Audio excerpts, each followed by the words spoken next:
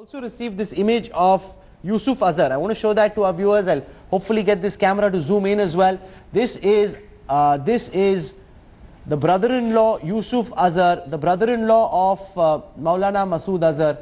He is the prime target of this attack. Now there is no information available about whether he's been smoked out or not, but what we do know is that he ran this camp. It's a very major training camp of the Jaish Muhammad. Between 200 to 300 jihadis, we are told, were trained at this camp, and that's the information that's coming out. Also, the perpetrators of the Pulwama terror attack, according to Indian intelligence officials, were trained at this particular camp. So that's significant, and that is crucial in terms of the target of this attack and why Balakot was chosen.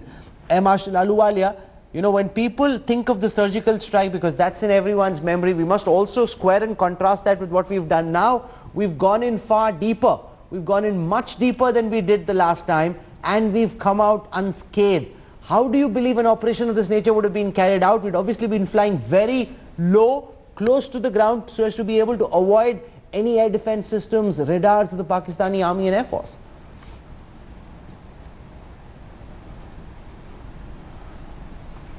Absolutely.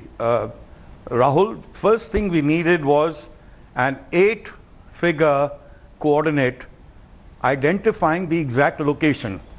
Because you see, what happens in the air is that you have to find the target to be able to illuminate it.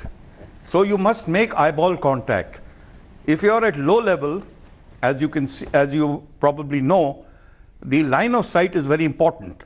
The eyeball contact cannot be huge distances.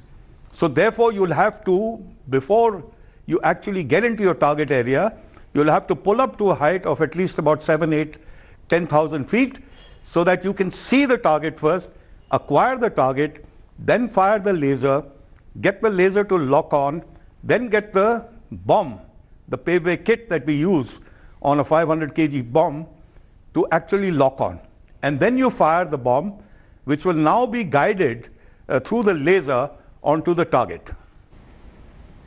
Okay, that's Yusuf Azhar, the brother-in-law of Maulana Masood Azhar. He was the prime target of this attack. He ran the Balakot training camp where the Indian Air Force's Mirage 2000 struck. The first images we're seeing released by the government of Yusuf Azhar, the prime target of this attack. On the other side of your screen, you're seeing the images of a satellite image of that exact training camp which was struck by the Indian Air Force. Gaurav Sawant now joins us. Tell us about the brother-in-law of Maulana Masood Azhar and why he's a high-value target, even though at this moment we don't know whether Yusuf Azhar was in the camp at that moment or had he been evacuated by his handlers in the ISI.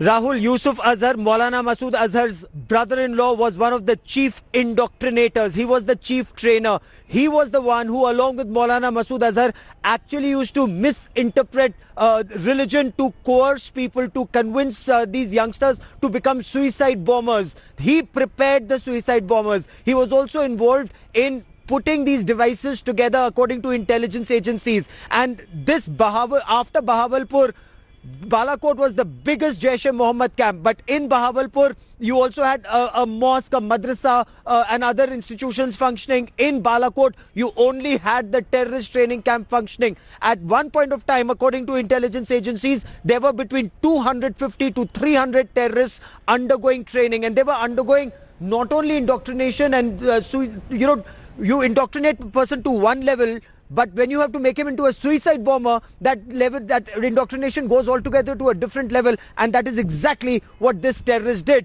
And by some accounts, apparently, he too was there, but that is still not confirmed officially by government sources. But the intelligence was that this is where other suicide bombers were being prepared to be used in India ahead of the 2019 elections. Okay, we're being told that the Pakistan Senate is discussing at this time about how India has been invited as a guest of honor at the OIC, the Organization of Islamic Countries. Remember, India was debarred on Pakistan's insistence from the OIC. Now, at the invitation of the United Arab Emirates, being invited once again to the meeting at the beginning of next month.